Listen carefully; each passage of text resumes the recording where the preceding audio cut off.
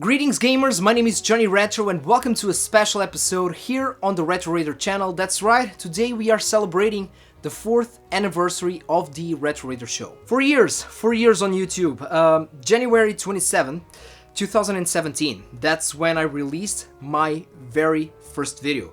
It was a trailer to my channel. 2017 was a very happy year for me. It was when I moved here to this home, to my home, with my girlfriend. And my YouTube channel, how everything started, how did I plan this thing? Did I plan it at all? I kind of did. This was an idea that I had previously, late 2016. This was around November, December, more or less. And looking back, I think that it was kind of inevitable for me because I've always liked communication. I've always been in contact, with writing, with music, I've always watched interviews, and I've always felt very comfortable in this type of media, even though this is something that I had never done before, until that time. But I've always watched YouTube, pretty much since the very beginning of the website. I think this was around 2005, 2006, more or less, even before Google bought YouTube. At the time, I used YouTube to watch, a lot of, funny videos. That's the cliche, but at the time, that's what you had, pretty much. Then I remember starting to see a lot of uploads of live concerts, live shows, and I was completely addicted to it. For example, bands that I would like to see, or bands that I was going to see here in Portugal, but the tour had already started in another country. I used to watch the shows before Portugal to see what I was going to see, if you know what I mean. Then I remembered that a lot of old interviews and classic talk shows started to appear on YouTube, like, uploads, etc. And YouTube slowly became my personal television. So why a gaming channel more focused in retro gaming? Why the name Retro Raider? Why did I decide to make content in English? My biggest inspiration, and again, this is going to be a cliche, but I started watching channels like, Cinemassacre, Happy Console Gamer, Games 31, and at the time, here we're talking about 2006, 2007 more or less, I can't say that I was that much into retro gaming. I enjoyed playing old school video games, I always did, but at the time I was more focused in, emulation. And this is so stupid, but I thought that I was one of the few. I was kinda alone in this hobby. But then I discovered that I was completely wrong, there was a whole community. There were, lots of older generations than mine that were already here collecting video games and talking about the stuff. And the nickname Retro Raider was the nickname that I used to use, in old forums like gaming forums, early Facebook groups, stuff like that. But yeah, until this time, I never thought about making a YouTube channel. At the time, I was more focused in my band.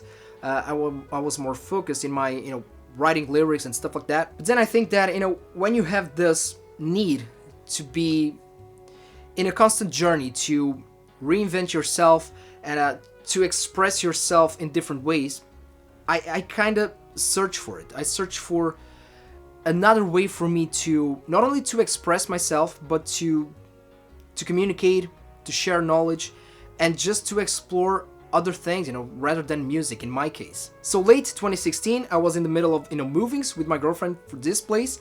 I built this game room, and I decided January 2017, I'm going to start a YouTube channel. And I've always said this: if I'm going to make a YouTube channel, I want to run from stuff that I've done previously.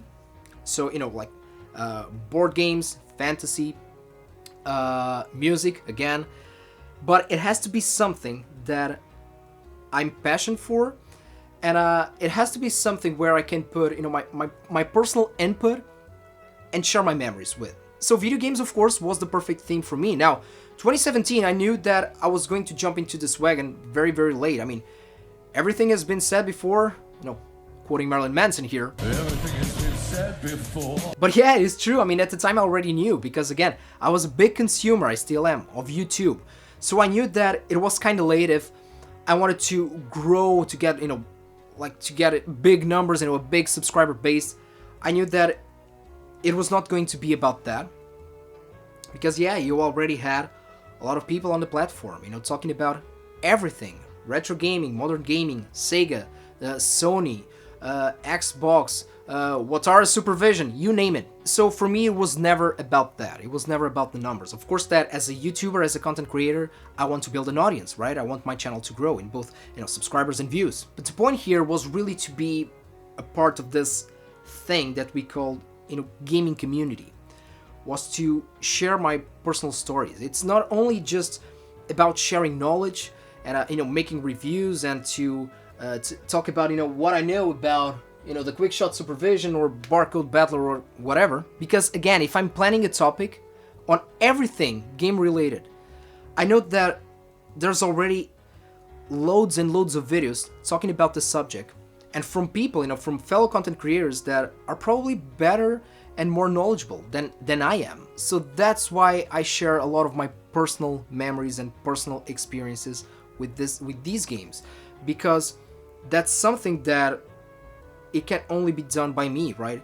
These are my memories, these are my experiences. And nowadays I think that is even more important. It's really the best approach that you can have with a YouTube channel. If you're planning to jump into YouTube, if you want to be original, it's really just to express yourself, be yourself, talk about what you know, talk about what you love, talk about what you're passionate for, because people are going to be attracted for that passion.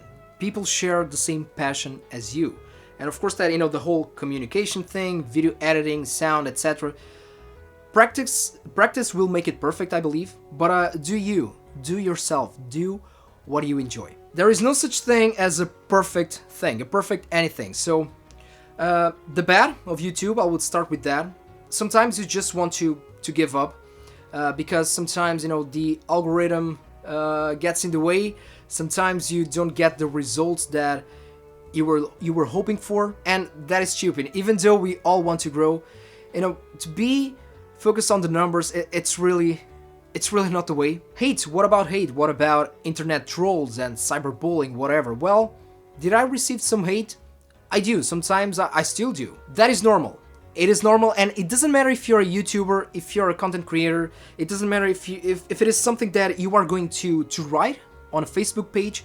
It doesn't matter if it is a video that you're about to upload. It doesn't matter if it is a photo that you put on Instagram or a tweet that you put on Twitter. It doesn't matter. It doesn't matter if you're being 100% honest. It doesn't matter your intentions. There will always be somebody that will hate on you. So you really have to keep that in mind. Everything that you put on internet will have a backlash, okay? And it will stay there. Everything that you throw on the internet will stay on the internet. And when you start to see that backlash, well, you really need to analyze what you've done, okay? Because don't be an asshole. And sometimes you are being an asshole without knowing. That can happen. And please guys, I know that I'm sounding like I'm defending the trolls or the haters, but never mix, criticism and satire with harassment, okay? Or hate. Two different things. I love satire. I love dark humor, right? And I don't mind that at all. I don't mind if people are doing that with me. What about harassment and hate? Well, I can't say that I have experienced, harassment, but hate, I did. I still do.